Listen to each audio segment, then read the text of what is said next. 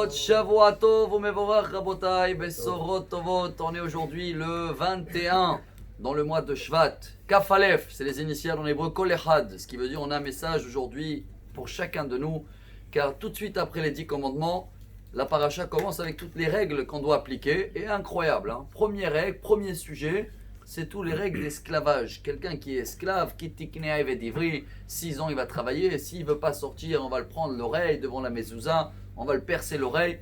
Apparemment, ce n'est pas d'actualité. C'est vrai que toute la semaine, on va essayer de toucher ce point-là, mais déjà, je pense qu'aujourd'hui, pour bien démarrer, c'est qu'on doit comprendre que Dieu nous a donné une proposition qu'on a acceptée, d'être ou un esclave et serviteur de la mode, de les plaisirs, de les envies, et suivre un chemin qu'on ne peut pas, on reste sur terre, on ne peut même pas traverser la porte. Ou, comment Dieu il a terminé les 10 commandements, et c'est ça le message d'aujourd'hui, on va l'appeler l'aigle. Vaesa et très mal, kanfen et sharim. Je vais vous donner une force comme un aigle. Vous connaissez tous l'histoire du petit poulailler qui était en bas d'une montagne, et en haut il y avait un nid d'aigle, comme ça on dit en français. Et chaque fois, le petit papa coq et la maman poule disaient à tous les petits poussins, attention, vous êtes des poussins, il faut faire attention, les aigles, ils peuvent nous manger. Et un jour, il y avait une tempête, etc. Et un petit œuf de nid des aigles est tombé dans le poulailler. Bon, ils croyaient, maman, papa poule, que c'est un œuf normal. Après les 21 jours, il n'y a rien qui sort. Bon, ils patientent un peu. Et voilà, ça sort un petit aigle. Mais ils ne savent pas, hein, c'est bizarre celui-là, il n'a pas le même visage que tous les poussins. Il grandit avec et toujours, papa, maman, coq, il disait à tous les petits poussins, attention en haut, faites attention. Mais le petit, il voulait toujours monter en haut. Et c'est vrai, un jour, il a dormi dehors, il a commencé à monter, il ne savait pas comment descendre, il a sauté et d'un coup, il a vu qu'il est capable de voler. Je vous fais en bref la suite, hein. Après quelques jours qu'il monte plus haut, il arrive chez papa et maman original. Et là, ils le disent, bon, on t'accepte parce que tu nous ressembles un peu, tu as les mêmes yeux. Demain, grand voyage, 100 km. Comment je fais? Tout le monde, il saute et d'un coup, il ouvre ses ailes.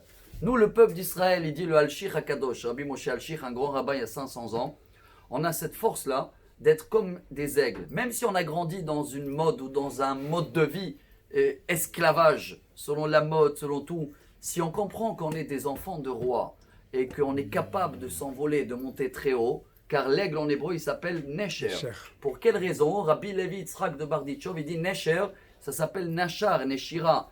Chaque année, tous ces plumes, ils tombent.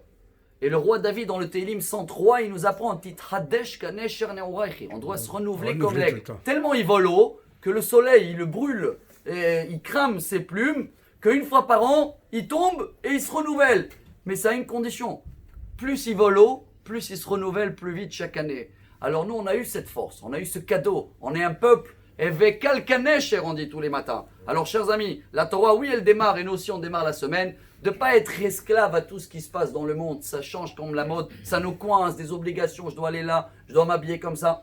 Mais quand on devient des aigles, et on a cette force, et on décide de se connecter avec Dieu, alors peu importe si on a grandi dans un poulailler, chers amis, on est capable de voler, on est capable de se renouveler tout le temps. Et c'est comme ça que Bezrat Hashem, on arrive au top niveau. Bonne semaine et des bonnes nouvelles.